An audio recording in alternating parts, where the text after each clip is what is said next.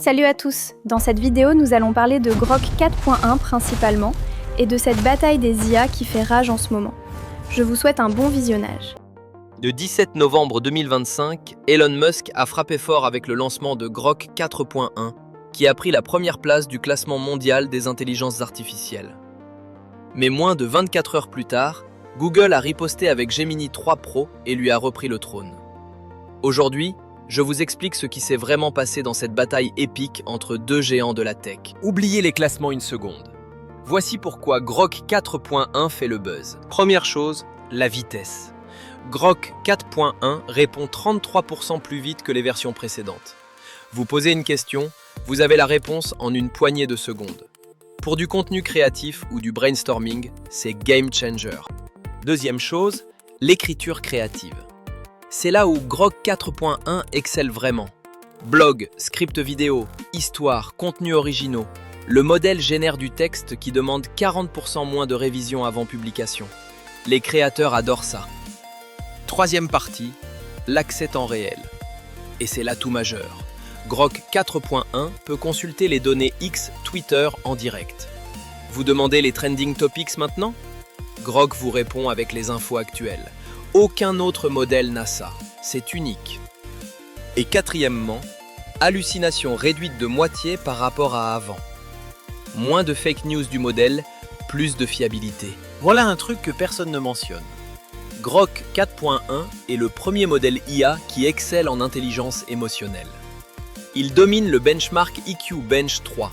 C'est littéralement mesuré en empathie et raisonnement psychologique. Concrètement, ça veut dire quoi? Grok 4.1 détecte les nuances émotionnelles dans vos demandes.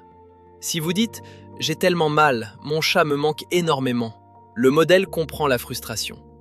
Il ne vous sort pas une réponse robot générique, il valide votre sentiment et vous propose un vrai support.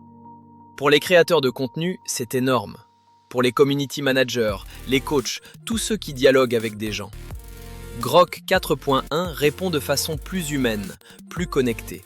Ça crée de meilleures interactions. Grok 4.1 propose deux modes de réponse. Le mode standard, rapide et créatif, et le mode thinking. Le modèle réfléchit vraiment avant de répondre. Mode thinking, c'est pour les questions complexes. Analyse de tendance, raisonnement scientifique, problème multicouche. Le modèle prend son temps, creuse profond et sort une réponse réfléchie. Le chiffre clé, Grok 4.1. Thinking score 1483 Elo sur le leaderboard. C'est même supérieur à la version standard qui score 1465. Donc si vous voulez de la profondeur, vous l'activez et le modèle livre du haut niveau. Maintenant, soyons honnêtes, Grok 4.1 n'est pas parfait. Il y a des domaines où il est moins bon. Regardez les classements web dev actuels. On y retrouve l'élite, Gemini, GPT-5 et bien sûr Claude qui squatte plusieurs places du top. Mais Grok, il brille par son absent. C'est la preuve que pour du code pur, il n'a pas encore la fiabilité des leaders. Deuxième, la multimodalité. Gemini 3 Pro peut analyser des vidéos, des PDF complexes, plusieurs images simultanément. Grok 4.1 n'est pas au même niveau là-dessus. Texte prioritaire pour lui. Troisième, un paradoxe intéressant. Grok 4.1 est plus gentil, plus empathique. Sauf que ça veut dire, parfois, il est trop d'accord avec vous. Même si vous vous trompez. C'est la sycophantie, il faut le savoir. Et quatrièmement, sous forte demande, les réponses peuvent ralentir. Pas grave si vous ne surchargez pas, mais il faut le prendre en compte. Pourquoi tout le monde parle de Grok 4.1 maintenant? Parce que XAI lève 15 milliards de dollars avec une valorisation de 230 milliards. 230 milliards, c'est énorme. Ça veut dire les investisseurs y croient vraiment. Et voilà pourquoi. On est en pleine guerre des modèles IA.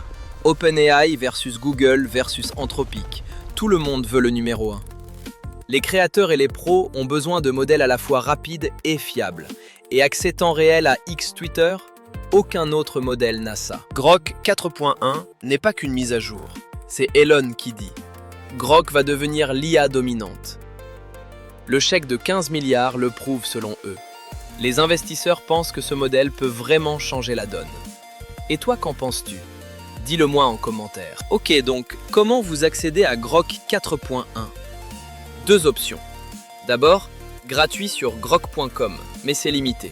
Si vous voulez vraiment l'utiliser, Super Grok, c'est 30 $ par mois, environ 26 €.